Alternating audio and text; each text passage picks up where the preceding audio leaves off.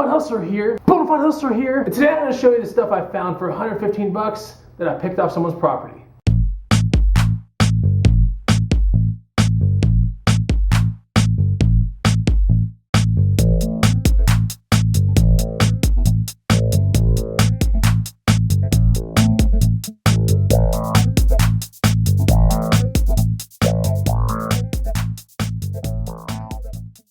What's going on, guys? This is Chris the Bonafide Hustler coming to you live from the inside of Echoey Ass Garage.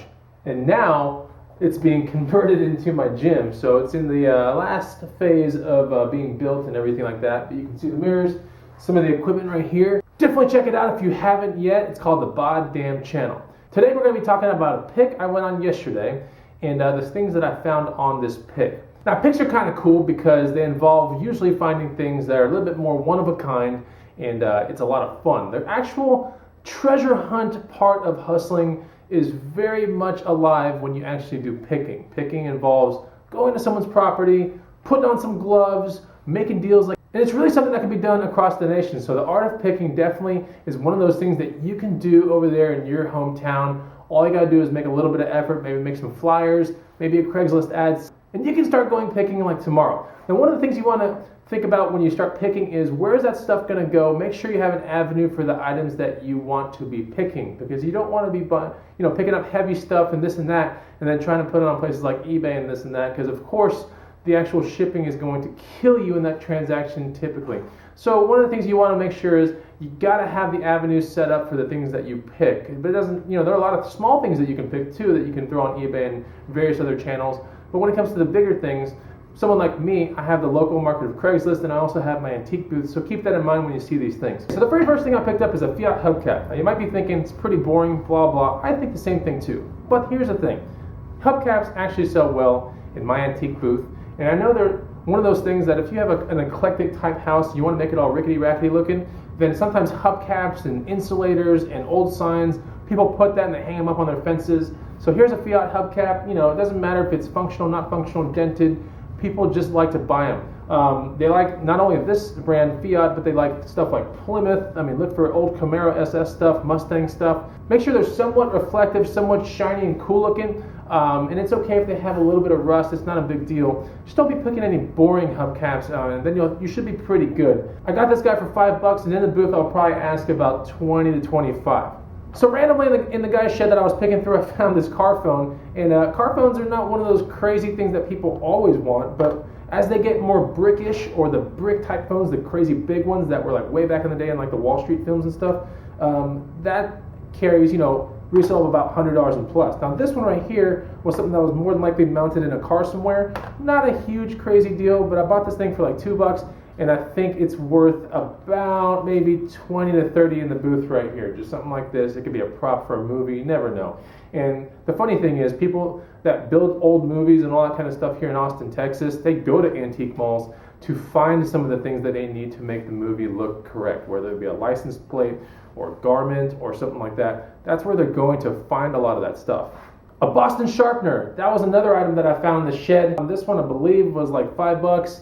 My last Boston sharpener that I sold actually on eBay was like $27.99. So this one I'm going to put in the booth for about $25, and I'll probably list it later on eBay for like maybe 30 to 34, something like that. I think my last sharpener it wasn't all chromed out like this one, or reflective like this one. It was more of a yellow one, and it had a crack in it. So I don't know what this is going to shake out, but I know I'll put it in my booth for about 20 to 25, and I'll throw it on eBay after that as well. Now here's something cool. You guys always know that I mess with remote control cars. So when I was in the guy's shed, I found this thing, which is an old Tamiya grasshopper. Tamiya grasshopper, Tamiya frog, Blackfoot, all those kind of things have insane resale associated to them if they're in pretty good condition. Now this one's a little bit bent up. It's not a crazy good condition one, but the driver's head is still in there. There are a couple minor cracks, but for the most part, someone that has a broken Tamiya grasshopper out there is going to be looking for some parts or something.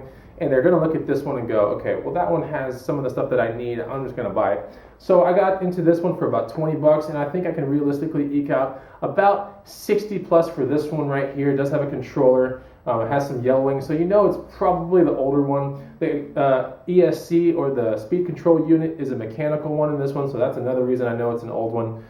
These are all technical terms, but basically Tamiya is a really amazing brand when it comes to vintage RC. I haven't gone sour on a single RC deal to this date, and Tamiya has been one of the leading brands that has given me a lot of money when it comes to remote control cars. So look for Tamiya, Tamiya. And now for the good stuff. So here are 3 larger items that I purchased that I'm thinking booth type items, or you'll see in this one item right here, there's one thing that I might pull off of this one item and put on eBay. But anyway, the first item are wooden skis. Now wooden skis happen to do really well in my town, in my antique booth. We have several lakes around Austin. We have people that build lake houses. They want decorations for lake houses. Now these wooden skis are pretty cool. They're not the greatest condition or anything like that. The wood could be mahogany. I'm not 100% sure. So I got into these for $15. I wanted to swing a little bit harder on these because I'm trying to make sure there's always skis in my booth, at least wooden skis. So I'm shooting for about 35 plus on these skis. That's what I'm going to be asking for on those. The next thing I got, guys, was this old Chevrolet gate, or tailgate if you want to say it like that. It's basically the very last part of a truck. We all know what this is. So I like the patina on this thing, right? It's almost like a grayish black color, and the letters really stand out very well. Anytime I have anything that looks a bit like this, or it might be a grill of a Ford or anything like that, it tends to sell pretty well because people like to hang these crazy things on walls. They like to put art on it and turn it into a medium for art. So it's a really good thing to swing on. I like the risk factor associated with this one. I'm only into this one for like 20 bucks.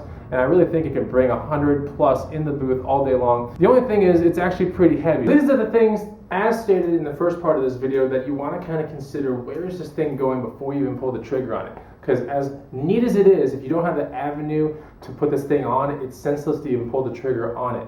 But really try hard to find that avenue. Make sure you go to your local Craigslist, go into the antique section, see if it's even a viable place to post things like this.